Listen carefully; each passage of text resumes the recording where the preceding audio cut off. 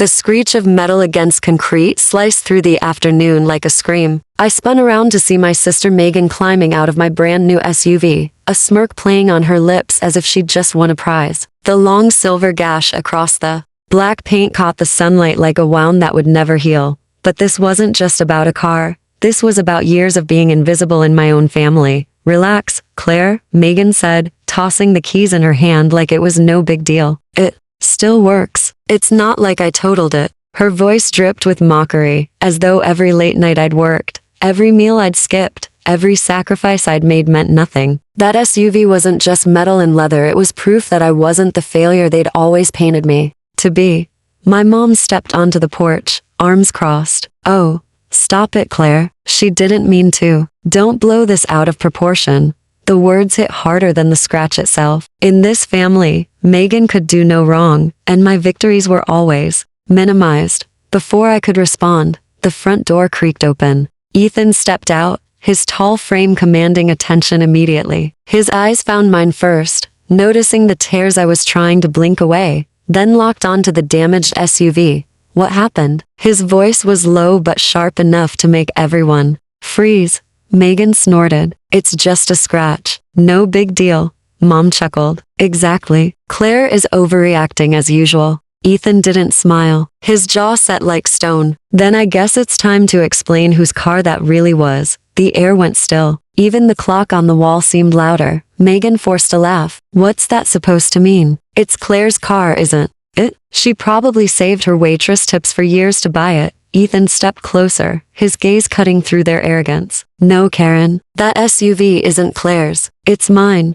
The silence was deafening. Yours? Megan blinked, caught off guard. Then why let her drive it? Because I wanted her to have it, Ethan replied, his voice calm but firm. Because she deserves more than she's ever been given in this family. That SUV was a gift, a statement, and you treated it like garbage. Mom's smirk faltered. Oh.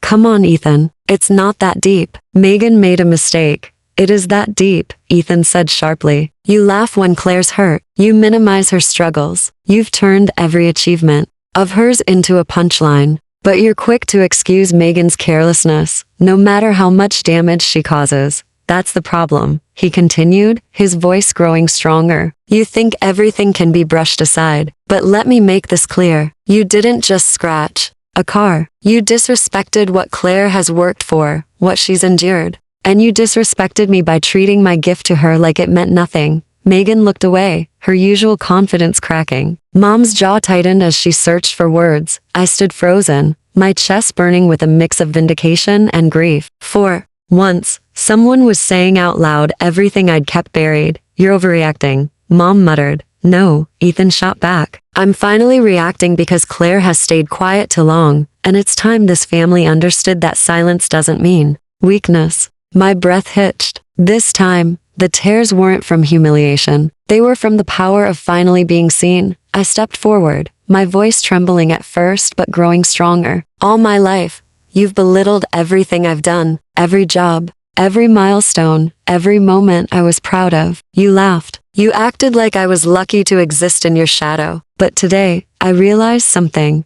I took a shaky breath. The only reason you laugh is because deep down you're terrified. Terrified that maybe I'm stronger than you ever wanted me to be. Mom snapped. Don't start with the dramatics, Claire. This isn't drama. I shot back louder. This is truth. Megan, you think scratching my SUV is nothing, but it's not about the car. It's about the years of disrespect. The years of taking and never giving back. And Mom, every time you excuse her, you tell me I don't matter. Well, I do. I matter more than you'll ever admit. Megan's lips parted, but no words came out. For the first time, she looked small. I turned to my mom. You always said family comes first, but you never treated me like family. You treated me like an afterthought, the one who was supposed to endure everything quietly. That ends today.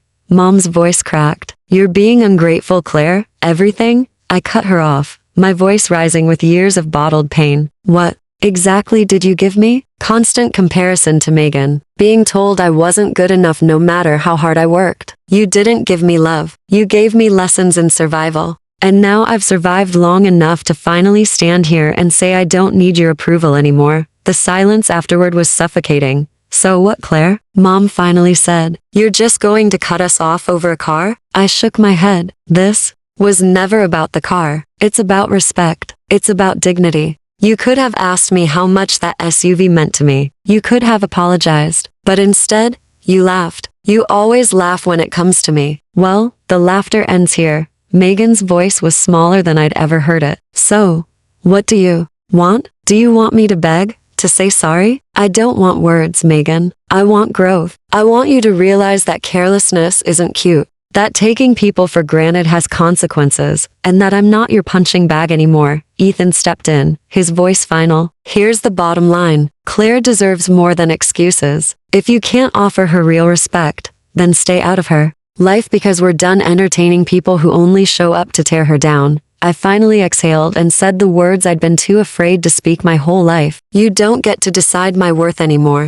I do, and I refuse to spend another day being treated as less." As we stepped outside, the scratch on the SUV caught my eye again. But for once, it didn't make me feel powerless. Instead, it felt symbolic, like the mark of a battle fought and won. The SUV still stood strong and unbroken, just like me. I slid into the driver's seat, and for the first time in years, I drove away from my mother's house without the weight of their voices dragging me down, because now they knew, and I would never let them forget.